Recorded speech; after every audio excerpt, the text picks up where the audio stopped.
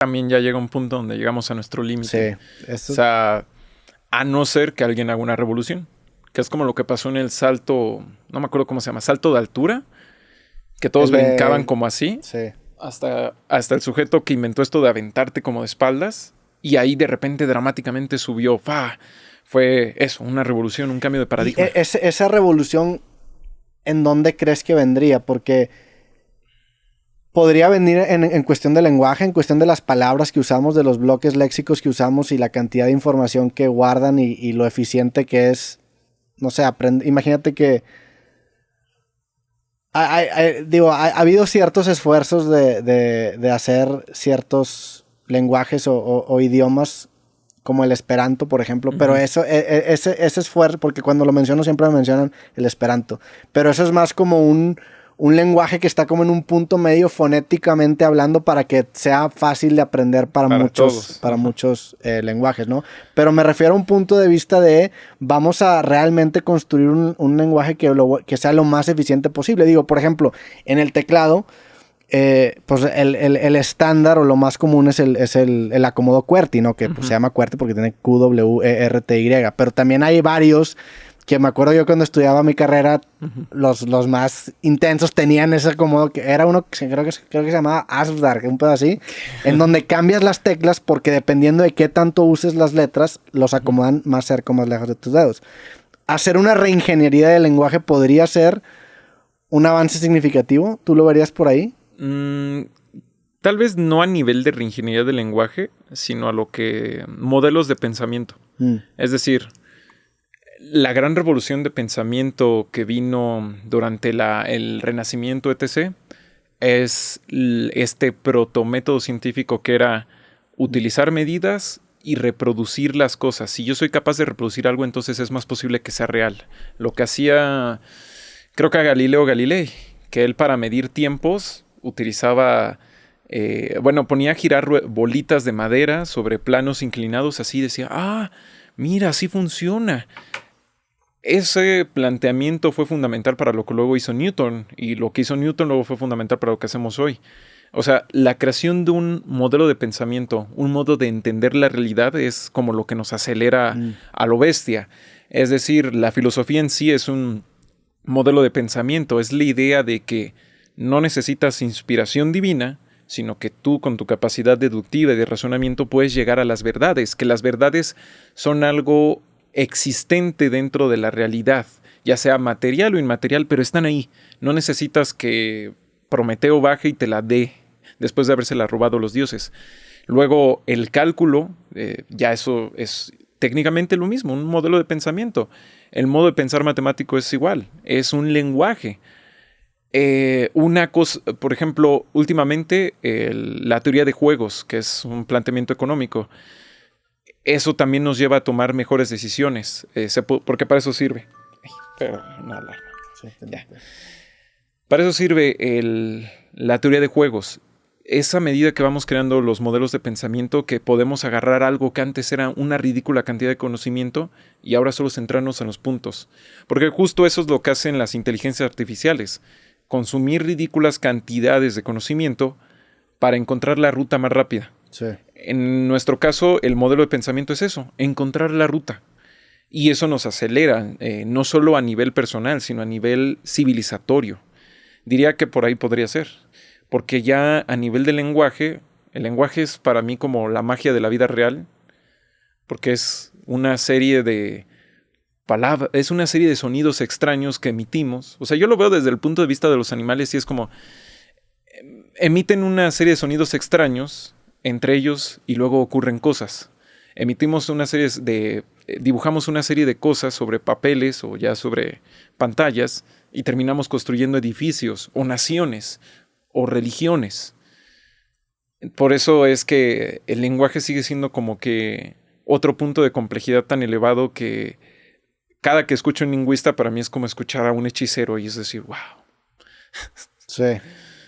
Sí, me pusiste a pensar el tema de pues tendría que ser quizá un algoritmo nuevo para entender la información, para encontrar el camino óptimo. pero no sé, como que hay algo dentro de mí que sí, no sé, digo, aquí vemos la palabra creativo, ¿no? Y pues yo sí diría que esa representación gráfica o visual de la palabra creativo no es muy eficiente. O sea, no sé, como que creo que si la... Y a ver, quizá estoy viendo el proceso de adquirir conocimiento de una manera muy anticuada o ya muy antigua de pues, leer o escuchar un podcast o ver alguna película, ¿no? Pero la cantidad de tiempo, por ejemplo, que yo me estoy tardando en comunicarte esta idea es muy ineficiente. Estoy siendo yo muy ineficiente. Porque los bloques léxicos con los que yo cuento para armar mis propias ideas no creo que sean lo más eficiente que se pueda, ¿no? Pero bueno, ahí seguramente habrá explicaciones de lingüistas que me harían cagar esto que estoy diciendo, ¿no? Pero sí creo también que lo que mencionaste tú de inteligencia artificial, pues es un paradigma en el mundo de la computación que es disruptivo, ¿no? El paradigma declarativo, que cuando a mí me tocó programar cosas en Prolog, que es más o menos inteligencia artificial, que tienes datos, un algoritmo que corre e intenta encontrar la ruta óptima, pues en lugar de tú darle instrucciones, como lo haces en un paradigma imperativo, simplemente declaras información y el mismo programa encuentra esa ruta óptima, y eso definitivamente hizo un avance significativo y cuando menos un breakthrough en el mundo de la tecnología, ¿no? Sí. También está interesante cómo hay ciertas cosas que se descubren y no es hasta mucho tiempo después que se vuelven muy relevantes. El sistema binario es el ejemplo perfecto, ¿no? Creo que lo descubrieron, no sé si en el siglo XIX inclusive. Y a la persona que lo propuso, que lo describió, ni siquiera le tocó ver cuando realmente tomó importancia lo que acaba descubriendo, ¿no? Es que es como una masa crítica. Se van juntando tecnologías y conocimientos y aplicaciones. Y hasta que está todo es que se logra el avance, ¿no? Como en el caso de la energía atómica o nuclear. Regresando a esto que decías sobre el bloque de desconocimiento, la falta de velocidad, ahí noto mucho esto de que estudiases computación porque uno, supongo, ¿no? Es una suposición. Uno se acostumbra a ver los volúmenes de datos, la velocidad, como un impedimento importante, como una cuestión realmente importante, ¿no? Algunos creerían que la gran revolución sería inventar una aplicación que haga algo, cuando no, la gran revolución sería inventar un material que no se sobrecaliente al pasarle tantos voltajes, ¿no? Un superconductor, sí, por ejemplo. O en el caso específico de la programación se habla mucho de los casos bases. O sea, en la instancia más pequeña que tú puedas hacer ese problema, una eficiencia de un 10% llevado allá a niveles industriales es una diferencia enorme, ¿no? Sí, entonces, ¿no? Por eso es esa obsesión con eficientizar algo que realmente representa los legos con los que construimos las ideas con las cuales nos comunicamos. Con que fuera un incremento del 5 o 10%, creo yo que las implicaciones serían gigantescas. Pues, digo, tendría que un lingüista darme en la madre lo que estoy diciendo, ¿no? Que seguramente lo han pensado, ¿no? Pues es que, mira, por tener ideas nunca se ha perdido nada. Pero también el costo de oportunidad de hacer que toda la gente aprenda un nuevo lenguaje es gigantesco. Pues se puede, pero es tal difícil. vez no toda la gente. Intentado aprender alemán o algún idioma nuevo, es complicadísimo y entre más creces se vuelve todavía más difícil. Es que eso es lo curioso. El primer lenguaje que aprendiste, ¿cómo lo aprendiste? Es que no tiene... o había un profesor, o te pusieron un libro, ¿no? A mí siempre se me hace interesante el tema del acento, ¿no? ¿Por qué si hoy en día, o sea, por qué yo aprendí inglés a los, no sé, 12, 13 años, pero tengo un acento muy marcado y es un acento que es muy difícil de quitar? Si yo hubiera aprendido inglés a los 3, 2 años, ese acento no estaría ahí. Pero es inevitable tener uno. Sí, pero es un acento muy influenciado por que mi lengua materna es el español. O sea, es un acento mexicano de hablar inglés. Eso a mí me comunica una especie de resistencia de querer aprender una nueva manera de comunicarme, o si no, ¿por qué tendría ese acento? Porque yo por mí hablaría así como gringo de Nueva York, ¿no? No puedo. Por más que intente, no puedo. O sea, o tendría que ser un esfuerzo consciente para generar como un acento consciente, ¿no? También está lo curioso, los acentos se pegan. ¿Cómo se pega algo que supuestamente es un conocimiento? Es lo que decía Chomsky. Chomsky decía, el lenguaje se adquiere, no se aprende. Algo así decía, porque dice, tú cuando eres un bebé, nadie te enseña el idioma. O sea, no te lo enseñan, lo hablan. pero no llegan y te dicen, este es un verbo, esto es otro.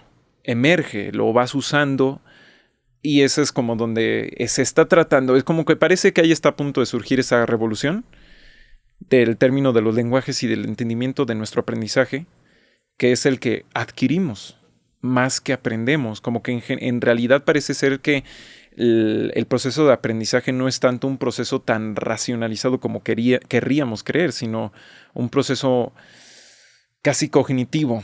Y eso se ve mucho con los lenguajes, con los acentos. El cómo se te pegan los acentos de diferentes lugares. Es como, por ejemplo... Pero a ver, entiendo y estoy de acuerdo, pero ¿crees que eres mucho más susceptible a que se te pegue un acento cuando tienes 2 o 3 años a que cuando tienes 20?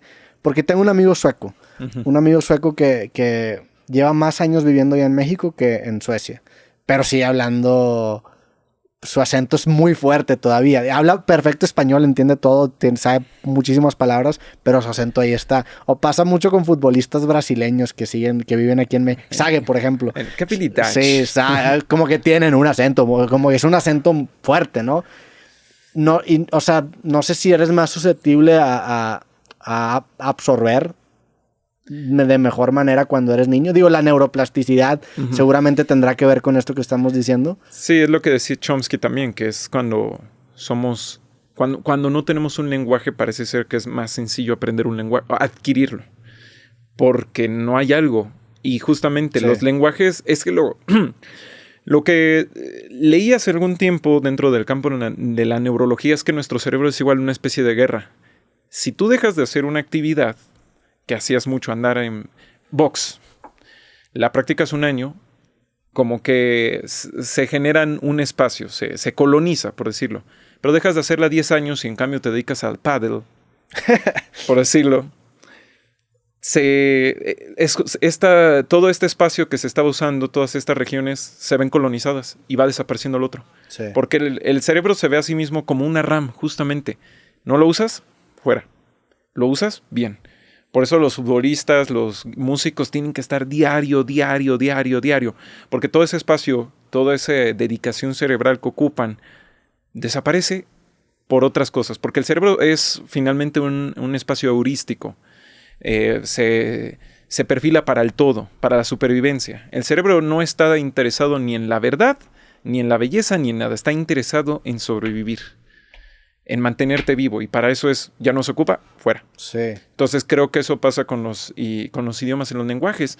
Y también que los idiomas, hay razón, unos que son más compatibles que otros. O sea, no sé cómo, sí, no sé cuáles son más. Las lenguas romances son el francés, el español, son parecidos a diferencia de las lenguas germánicas, creo que son que el inglés y el alemán comparten raíces etimológicas. Los sajones, sí, ¿no? Uy, el alemán. El alemán es durísimo. Yo intenté aprender alemán y batallé muchísimo. Sobre todo por la estructura, de que como que las palabras son muy literales, ¿no? Que el submarino... Automaten es máquina de cerveza. O sea, yo me acuerdo de las automatens y sé decir Ich habe keine Kinder, que yo no tengo hijos. Ich bin Roberto. Pero sí era complicado ese. Ich lerne Spanish. Sí. Sí, me encanta porque es como... Empiezas a darte cuenta lo que decías, que todos son bloques. Sí. Como los lenguajes de programación se construyen sobre bloques y el tema es seguir esa lógica de esos bloques por el resto del lenguaje. Pero el problema es que no son lenguajes de programación finalmente, porque tienen un montón de excepciones, sobre todo el inglés. El inglés, bueno, pero es que esto no se pronuncia así. Bueno, es que esto suena así, pero en realidad se escribe así. Y es como... Ahí es donde te empieza... El español, al contrario, es muy... Me matarán, pero la palabra pues es como muy literal, ¿no? Así como se dice, así lo dices. La H la dan la madre a muchos gringos, ¿eh? Y la ñ, y los acentos. Pero bueno, la ñ de perdido es predecible fonéticamente. La H tiene sus excepciones. Los acentos, pues, también de cierta manera son mapeables. Las H's, me imagino, pues sí, también, ¿no? Ya llega un punto donde... Es que sí llega un punto donde chocas con tu anterior lenguaje. Y sí, efectivamente. Eso, fíjate, lo que dijiste de que somos como un disco duro, me hizo mucho sentido. Digo, no sé físicamente cómo funciona el guardar la información de un lenguaje, de un idioma en el cerebro de una persona.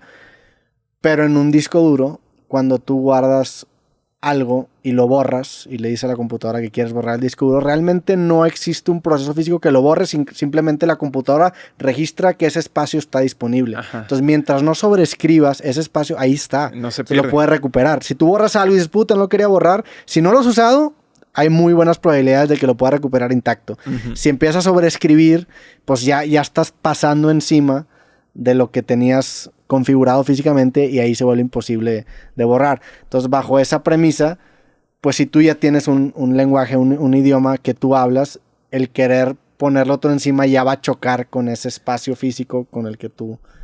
Es que es algo... Porque cumplen una misma función, ¿no?